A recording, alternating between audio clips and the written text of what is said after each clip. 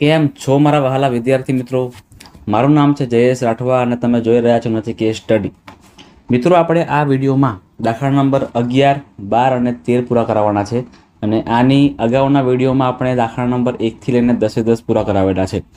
જો તમે હજુ સુધી એ વિડીયો ન જોયા હોય તો ખાસ જોઈ લેજો, કારણ કે મિત્રો ઘણા દાખલા એવા છે કે જે તમને એક્ઝામમાં ભૂલ કરાવી શકે એવા છે. પૂછાઈ જાય તો મિત્રો તમને મજા આવી જશે, એકવાર જોઈ લેજો, કારણ કે દરેક દાખલાઓ સિમ્પલ છે. માત્ર ને માત્ર એને સમજવાની જરૂર છે. તમને એકવાર એની રકમ ખબર પડી જાય ને પછી તમે મિત્રો ઇઝીલી દાખલાને ગણી શકો છો. એટલા માટે ખાસ તમે જોઈ લેજો દાખલાઓને, અને કેવી રીતે કરવાના છે એ પણ તમે જોઈ લેજો. ચાલો શરૂઆત કરીએ આપણે આ વિડીયોની અંદર.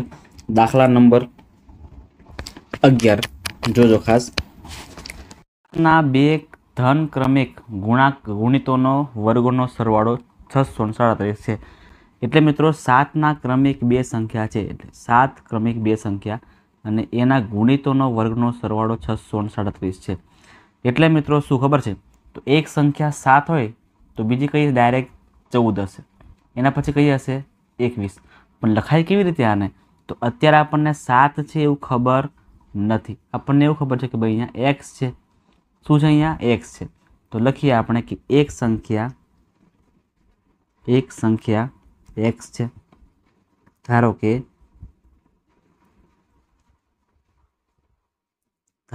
કે એક સંખ્યા x છે અને બીજી સંખ્યા કઈ હશે? જણાવો તો મને, બરાબર ને? બીજી સંખ્યા કઈ હશે? તો મિત્રો આપણે 7ના કરવા છે ગુણાકાર ને, એટલે ડાયરેક્ટ 7 પછી શું આવે? 14 આવે. તો શું કર્યું આપણે? તો કે એક્સમાં આપણે 7ને ઉમેર્યા, એટલે અહીં શું આવશે મિત્રો? x + 7 આવશે. x + 7 આવશે. ક્લિયર છે? એટલે આ બંને સંખ્યા મળી ગઈ આપણને 7ના ગુણિતો. અને હવે આના વર્ગોનો સરવાળો કરો, એટલે કે એક્સનો પહેલી સંખ્યાનો વર્ગ અને બીજી સંખ્યાના વર્ગનો શું કરીએ આપણે? તો કે સરવાળો કરીશું. તો આપણને કેટલા મળે? 637 મળે છે. હવે આને સોલ્વ કરી દઈએ એટલે આપણો જવાબ થઈ જશે x² તો કે x² પ્લસ અહીંયા આખા કૌંસનો સ્ક્વેર છે, મતલબ કે પહેલા પદનો સ્ક્વેર એટલે x² પ્લસ 2 ગુણ્યા પહેલું અને બીજું પદ એટલે 2 ગુણ્યા 7 ગુણ્યા x, 2 × 7 = 14x પ્લસ 7નો સ્ક્વેર કેટલો આવે? 49 થાય, બરાબર 637. આ કિંમતને બરાબરને આગળ લઈ આવો, આને બંનેને પ્લસ કરો તો x² પ્લસ x² એટલે કે 2x² પ્લસ 14x પ્લસ 49. આ ભાઈને અંદર લઈ આવો એટલે -637 થઈ જશે. પાછળ કંઈ નહીં વધે, મતલબ કે 0. હવે આનામાંથી આને કરો -637માંથી 49ને માઇનસ કરવાના, તો અહીંયા 17 થશે, અહીંયા 2 થશે, અહીંયા ઉપર 12 અને 5. તો 17માંથી 9 જાય એટલે 6, 7, 8 વધશે. પછી 12માંથી 4 જાય એટલે 8 વધશે ને 5 ના 5, 588. આનો આન્સર આવશે 2x² પ્લસ 14x માઇનસ 588 બરાબર 0. માઇનસ કેમ કર્યા? કારણ કે અહીંયા 637 માઇનસમાં છે ને, એટલા માટે. હવે શું કરીએ આપણે મિત્રો? આપણે આમાંથી 2 કોમન નીકળી શકે છે ને, આમાંથી પણ 2 નીકળશે, આમાંથી પણ 2 કોમન નીકળી જાય એવું છે, અને આમાંથી 2 કોમન નીકળી જાય એવું છે. તો અહીંથી 2 નીકળશે એટલે x², અહીંથી 2 નીકળે એટલે 7 × 2 = 14 એટલે 7x, અને 58 8, 58 ના 29 અને 8 ના 4, 294. તો મિત્રો આ મળી ગયું આપણને સમીકરણ. હવે આના અવયવ કરી નાખશું એટલે આપણો જવાબ થઈ ગયો રેડી. બરાબર છે ને? ચાલો કરી દઈએ છીએ આપણે. x² + 7x - 294 લખીએ અહીંયા. x² - 7x - 294 -294 આ પ્લસમાં છે, બરાબર ને? 0. હવે મિત્રો 294નો આપણે ભાગ કરવાના છે. 294ના ભાગ આપણે કરીશું. એવી રીતે કરવાના છે કે જેને માઇનસ કરતાં 7 મળે. ચલો પહેલાં તો આના અડધા કરીએ. 294 ભાગ્યા 2 કરો. 2 × 2, 2 ચોક 8, 1 વધશે, 2 × 7 = 14, મતલબ 147. 147 × 249, સોરી 94. ત્યાર પછી હજુ આના અડધા કરો, આના અડધા થશે નહીં, એટલે 147 ભાગ્યા 3 કરો ને તો કેટલા આવશે? 49 આવશે. तो 2 तरी 6 थशे। चलो त्यार पछी आना भाग 7 थी पड़शे, बराबर ने। 7 7 49 तो 6 7 42, हजी 42 माइनस 7 करो, 7 नहीं आता। हवे आ 7 भाग नहीं पड़ता एटले आने उल्टाई देवानुं। 42 छे अर्धा करो तो केटला आवशे 21 અને 7 2 14। 21 माइनस 7 करो एटले आपणने 7 मळी जाय छे, आ बनेनो गुणाकार करता 294 पण मळी जाय छे। एटले અહીં આપણા અવયવ પડી ગયા એવું કહેવામાં આવે। મોટી સંખ્યા પ્લસ કરો, નાની સંખ્યા માઇનસ કરો, જવા દો હવે। એટલે x square minus 14x plus 21x minus 294 बराबर 0। हवे शुं करीए मित्रों, कॉमन काढी लईए। हवे आमांथी कई कॉमन निकळशे अने आमांथी कई कॉमन आपणे निकळशे।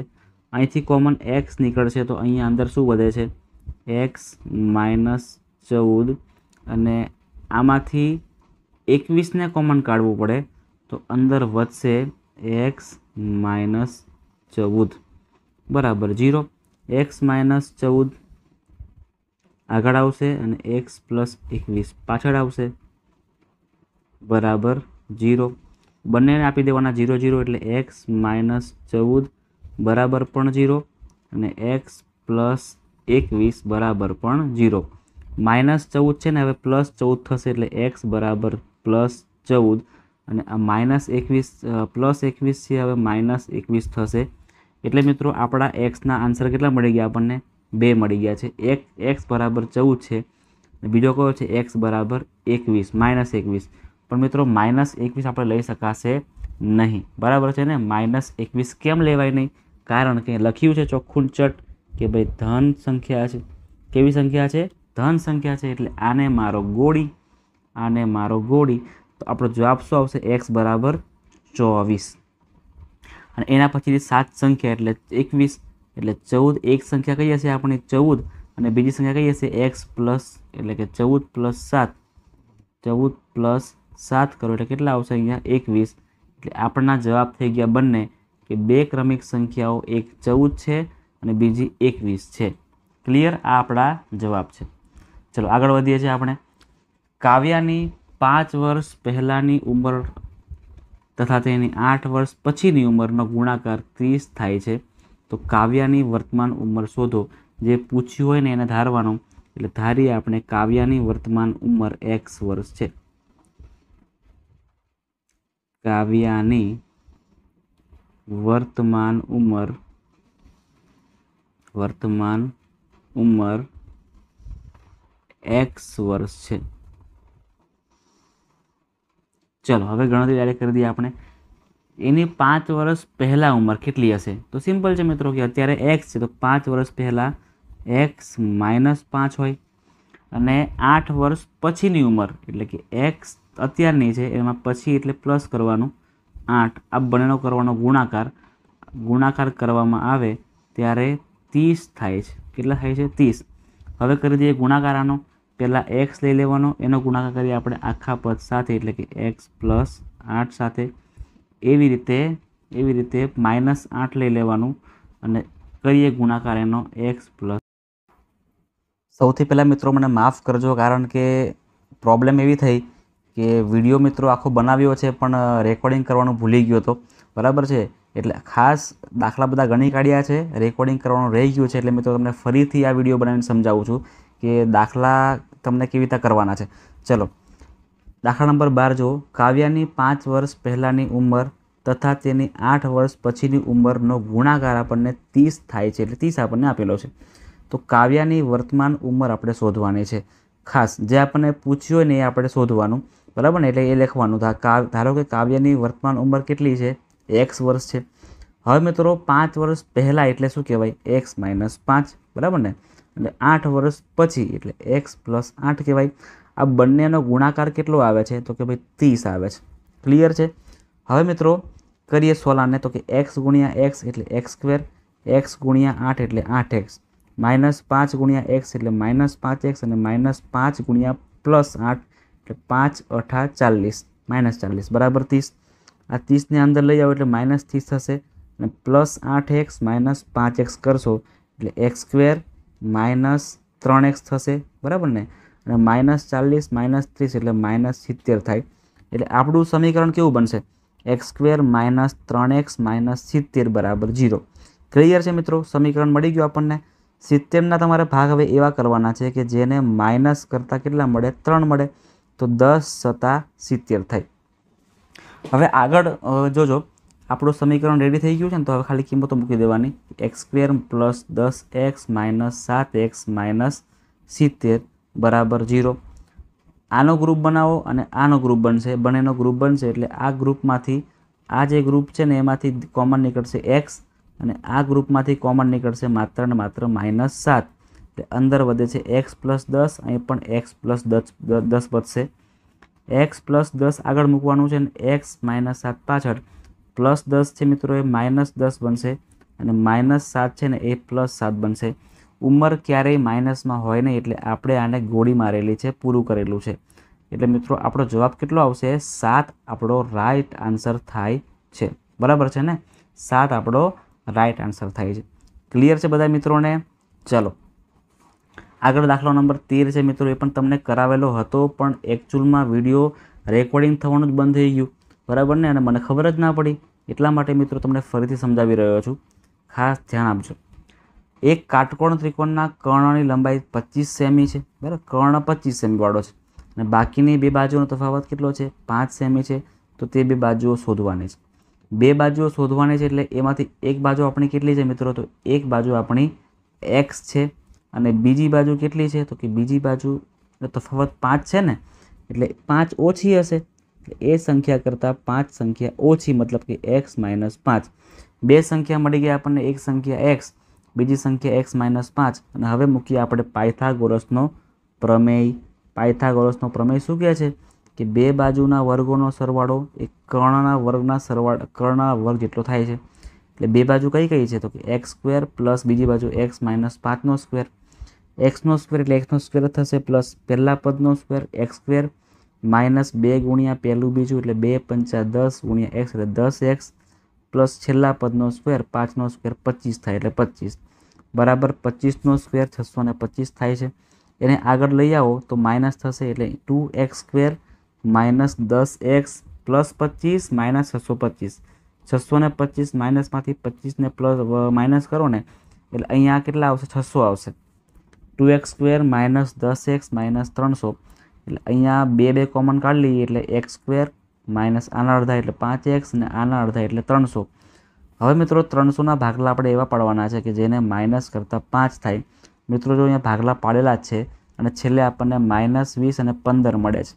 -20 અને 15નો ગુણાકાર કરીએ એટલે આપણને 300 મળશે અને પ્લસ માઇનસ તમારે કરી દેવાનું। હવે ગોઠવણી કરી દઈશું અને ગોઠવણી કરશું એટલે x કોમન નીકળશે, x - 20 બચશે આમાંથી 15 કોમન નીકળે એટલે x - 20 આમાંય રહેશે, x - 20 x - 20 કોમન આવે અને x 15 પ્લસ 15 પાછળ લખવાના છે।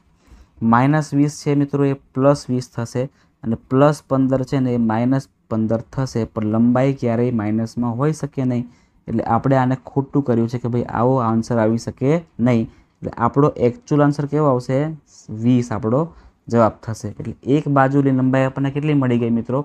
20 મળી ગઈ છે। કેટલી મળી ગઈ છે? 20। અને બીજી કેટલી મળી ગઈ છે આપણને? 15 સેમી આપણને મળી ગઈ છે। ક્લિયર? 15 કેવી રીતના આવ્યા? તો 20 - 15, 20 - 5 એટલે 15। તો મિત્રો આવી રીતે આપણે વિડીયોને પૂરો કરીએ છીએ આજે। આપણા તમામ દાખલા જે મોટા દાખલાઓ છે ને એ આપણે પૂરા કરાવ્યા છે, ખૂબ જ મસ્ત રીતે બધાને આવડી જાય ને એવી રીતે આપણે ક્લિયર કટ કરાવેલું છે। તો જે પણ વિદ્યાર્થીઓ નવા છે, પહેલી વાર ચેનલ પર આવી રહ્યા છે, એ તમામ વિદ્યાર્થીઓ ચેનલને મિત્રો સબસ્ક્રાઈબ કરી નાખજો, વિડીયોને પણ લાઇક કરજો, કોમેન્ટ કરજો, તમારા મિત્રો સાથે શેર કરજો। આની પછીના વિડીયોની અંદર આપણે વિકલ્પો સોલ્વ કરાવીશું, ત્યાર પછીના વિડીયોમાં આપણે ખાલી જગ્યા સોલ્વ કરાવીશું, ત્યાર પછી એક વાક્યના જવાબને ત્યાર પછી ખરા ખોટા પૂરા કરાવીને આપણે આ ચેપ્ટરને સંપૂર્ણપણે પૂરું કરાવવાના છે।